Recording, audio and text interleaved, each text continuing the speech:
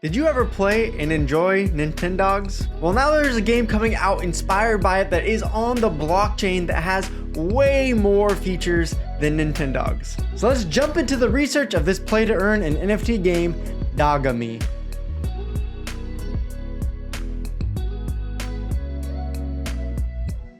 Well, thank you everyone for being here today. We are going to go through the insanely in-depth research report by Balthazar on this game, Dogamy. Based on my childhood games, which are now pretty much old school games of Tamagotchi and Nintendogs, this game is going to center around raising your NFT dog. Now, there is a ton in this research report about the gameplay and NFTs, so let's jump into that first. Each Dogamy is unique and can be identified via several visual and non-visual features. The features will broadly impact the rarity score and the scarcity rank of a Dogamy. Even though all NFTs are unique, the rarity ranking table will give players insight into how rare their Dogamy's combination of features and stats are. The dogs will go through different phases throughout its life.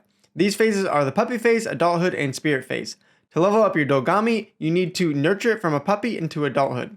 Part of this involves participation in casual minigames corresponding to activities a dog would perform in real life. I love how they're bringing some realism to the game where you actually get the different stages of dogs throughout their lives, and it's going to really feel like you raise this thing from a puppy into adulthood. I'm also really glad that these dogs don't die and instead just go into the spirit phase, because it would be just too heart-crushing to see your virtual dog pass away.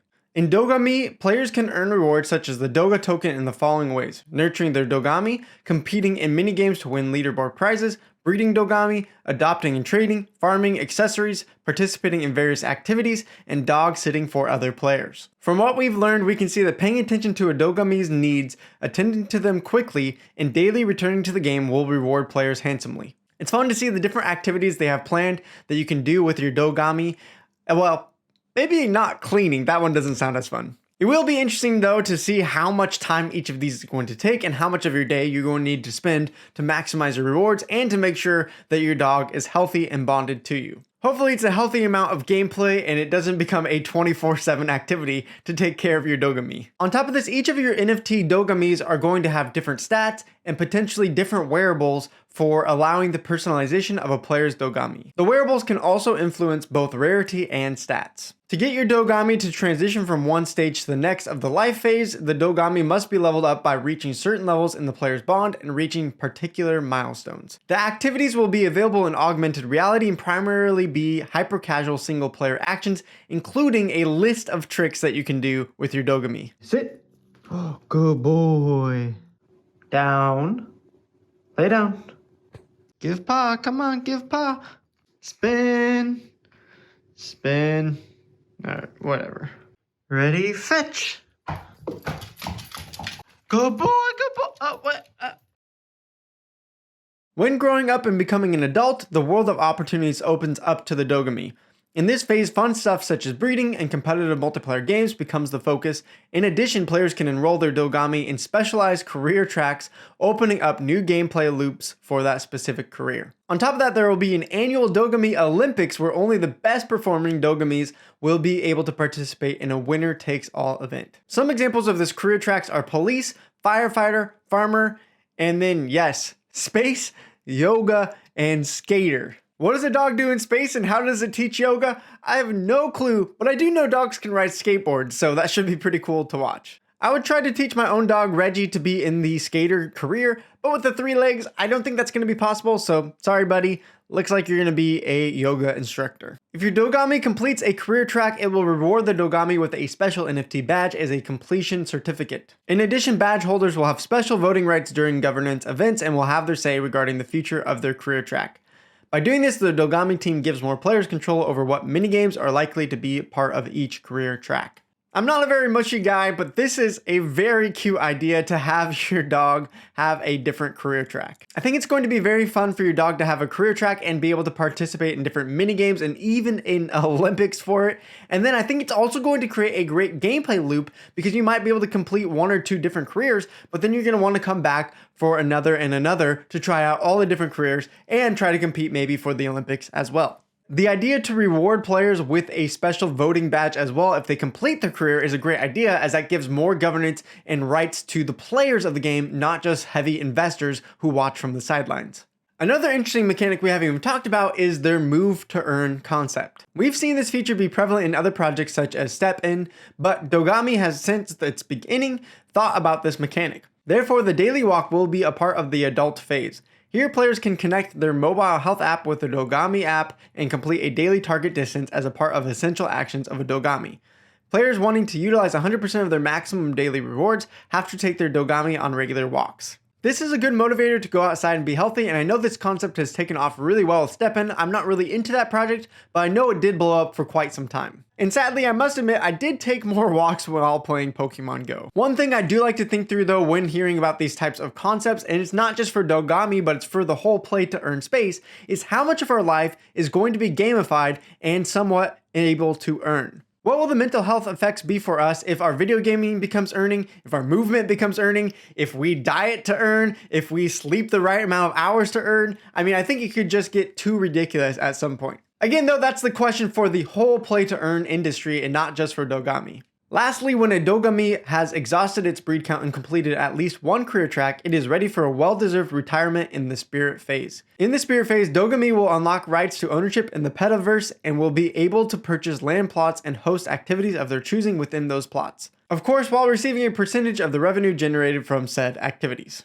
On top of that, there is an academy and a daycare feature which act as more of a delegation and a scholarship system. You can read more about those in the report because again, there's just so many stinking features to go over that we don't have time for it in this video. For instance, we haven't even gotten to the breeding section, so let's jump into that now. There are going to be over 300 different breeds of Dogami. To begin with, we'll only see various pure breeds of dogs known today, but as things progress, crossbreeds like the Golden Doodle could be seen in the Petaverse down the line. 300 different kinds of breeds? That is crazy. What did Nintendogs have? Like maybe 10 to 20? The fact that we're eventually going to be able to crossbreed and come up with different types of breeds for these dogs is very exciting and will make the game, I think, really engaging. On the following list, you can see the certain rules that need to be followed for breeding in this game, and they are quite in depth. There's also the idea of love seasons, which represent the only period in which a Dogami is fertile and can breed. Love seasons are a measure to control the population of the Petaverse, and every love season will have varying parameters that define breeding costs, breeding counts, and cooldown periods. This mechanism will serve as a tool for population management and implementing new or limited edition breeding recipes. When breeding takes place, Dogami offspring characteristics will be determined by a genetic algorithm technique that crosses the parent's DNA. You and I have seen many NFT games fail at creating the correct amount of supply of NFTs for their game. Either there are way too many and the price drops to nothing, or there are way too few and the price is crazy high to enter in the game. Dogami having love seasons for their breeding is going to make a lot of sense and give a lot more power back to the team to control things as it goes rather than just giving one rule set for all of time. It's really good thinking by the team, and hopefully it works out for them where they can create a good, steady, healthy flow of NFTs without underpopulating them or overpopulating them. For the tokenomics of Dogami, they're actually going with just a one token system, which we haven't seen as many games do of late. A lot of them are doing 2 or 3. There is a limited supply of 1 billion Doga tokens, and every month following the token release, a predetermined amount of Doga rewards will be distributed monthly. Having Doga tokens will give you an entry into the Petaverse as well as being able to purchase NFTs, accessories, consumables, and other in-game features, as well as a governance right. Voting rights are limited to features though within the Petaverse, as Doga holders won't affect operations and management of the company itself. While it might look like Dogami is going for less decentralization than other NFT games, I think it's completely fine that some of these NFT games are more centralized and everyone doesn't need this huge decentralized model. Giving token holders say in what actually happens in the game, I think is good enough. The flow of Doga economy is circular. There is a limited amount of Doga and it has to be recycled into the economy after it's spent. To incentivize players to be active, the team will re-inject 30% of the Doga revenues into different reward pools following a 50-50 split, especially in the beginning. Doga will be re-injected uniformly over the 4 months following the revenue entry date. Doing it like this ensures that the reward pools never run out. I really appreciate when games are willing to put back a percentage of the revenue into the game. It helps create a more sustainable economy, a healthier token, and it rewards more of the players for a longer period of time.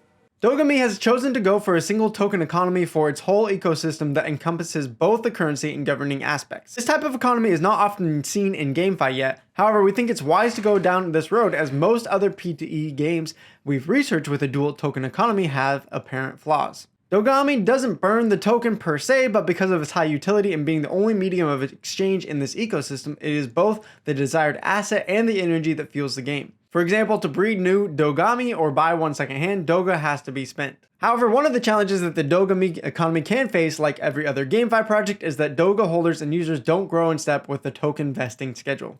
I differ a little bit from the research team here because I play a lot of Splinterlands and they have a good 2-token system, actually technically a 3-token system. What I like about the multiple token system is that you don't actually have to spend the governance token, which I like to hold on to, and it would be very hard if I had to say spend my SPS governance token in Splinterlands to buy cards or do other things in the game. However, I do understand the team's point here because a lot of in-game tokens have inflated because they just have an infinite supply with nothing to really back it. And so maybe I've just been spoiled in Splinterlands because their in-game currency is more of a stablecoin backed by their products. So even though I've enjoyed the 2-token system, a lot of other games have failed with it. So it is very interesting to see Dogamy try the 1-token system, and I hope they can be successful and they can have a model that other games can copy moving forward. The blockchain that the game and the token is going to be run on is Tezos. Tezos is more of a new and upcoming blockchain, so if you haven't heard about it, let me tell you why the team is so excited about it. Tezos is an open source blockchain that is community governed.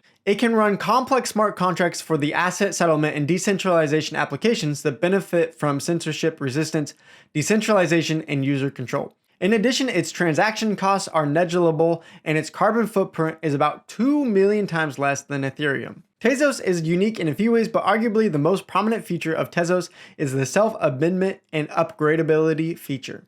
This feature allows Tezos to upgrade itself through an in-protocol amendment process without hard forking the blockchain. Upgrading the blockchain like this accelerates innovation, reduces the likelihood of continuous splits, and coordinates stakeholders within the ecosystem over a long time.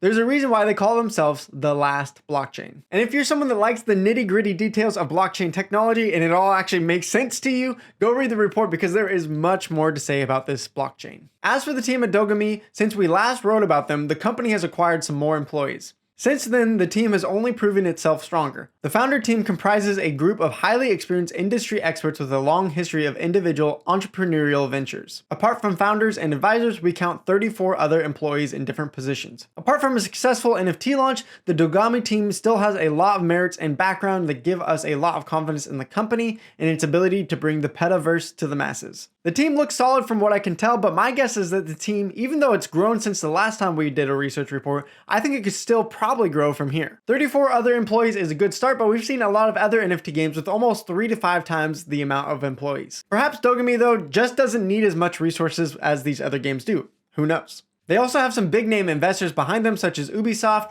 Tezos, Sandbox, and more. Now, when can we expect to actually be able to play Dogamy? Well, from an updated, more detailed roadmap covering the months May through August, we should be expecting the game for early access within July. This is slightly off schedule from the overarching roadmap depending on what you count as a P2E game beta launch. There will be playtesting sessions which we assume to be stress tests for the systems with large amounts of players at once. In August, we should get the official launch of Dogamy starting with its puppy training PvE game loop. In our first report on Dogamy, there was little information about the upcoming game, but now we get one of the best white papers we've seen in GameFi to feast upon. I'm glad to see that the team is taking the time to do this right, and hopefully they can hit their dates moving forward, because you don't want to adjust things too often and too many times. It does give me more confidence that the team has now put out a fully detailed white paper, which gives everyone the information they need to make a decision on Dogamy. Now, before we jump into the final thoughts about Dogamy and the potential future outlook, I do want to remind you that here at Balthazar, we are creating some amazing products for the entire NFT gaming industry. So jump over to our website, check out the different resources we have, and sign up for information about our upcoming public token sale. So moving forward, what is the future outlook for Dogamy based on Balthazar's research? Well, many projects are doing similar things with NFT games where you keep imaginary monsters as pets, walk with them, train them, etc. But what struck us as the genius idea with Dogamy is the fact that it's about dogs. Most of the world, as you probably know, is absolutely obsessed with dogs and owning dogs right now. So this is a huge market besides those weird people who are only cat people or those other countries that really don't see dogs as pets. Either way though, anything with dog ownership is a massive market, especially in millennials and younger. Also, Dogamy is building their game on Unity for mobile gaming, which allows them to leverage the entire mobile market where all you need is a native app store. Finding players for the game won't be a problem either, as every NFT sale they've had has sold out rapidly. Since our last report as well, many of our questions and speculations have been answered. They also have the idea and practical solutions to integrate Jane and John Doe into the crypto and gaming world, which caught our attention. To round things off, Dogamy is a game we've continuously been impressed with, and despite the challenges everyone in the play to earn space is facing, Dogamy seems to be tackling them well. The team behind the game is quick to respond when there's turbulence in the community, and we can see them constantly improving and taking the community's feedback to heart. The choice of Tezos, the last blockchain, goes hand in hand with GameFi project, just getting started and having the goal of becoming the Petaverse. We can't wait to play with our pets, so the puppy phase can't come soon enough. I really like this project based on the report. I think there's so many fun aspects to this game, and I'm really excited for it. Since the team was already really positive as well in the research report, I won't add much more to that side of things. The only maybe real concern I have for this game is on the marketing side. I love that they have the vision and idea to get the average person into crypto and into the NFT gaming, but that is way easier said than done. Gamers a while back who did love things like Nintendogs or Tamagotchi, such as my wife, may still not care about NFT gaming or crypto at all, even though their husband works in this industry. And that's not to say that there aren't any casual gamers in the NFT game space already, but if they want to grow beyond that, they gotta make it as easy as possible to get into NFTs and crypto and make it so that it's accessible to all types of people. If they can really draw in people who aren't into the crypto space at all and know nothing about NFTs, and they can make it easy enough for them to get into the game, that is going to be a huge win for the team, for the game, and really for the entire NFT gaming and crypto space in general. So I'll be rooting on the team that they can make that happen. That's it for now, so go check out this playlist as you'll find other research reports just like this one where you can learn more about upcoming NFT games. I'll see you over there, so thank you, gracias, and salamat for watching.